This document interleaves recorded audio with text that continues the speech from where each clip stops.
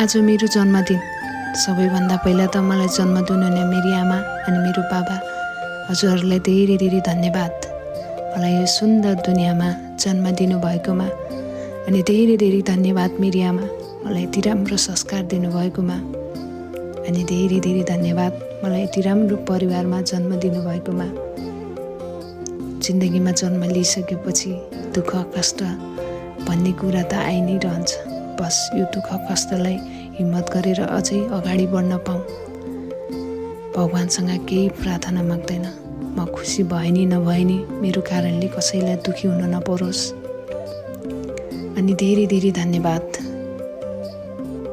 यति ठुलो दुःखको घडीमा मलाई साथ सपोर्ट दिनुहुने सम्पूर्ण नेपाली आमा बुवा दाजुभाइ दिदी बहिनी सम्पूर्णलाई धेरै धेरै धन्यवाद।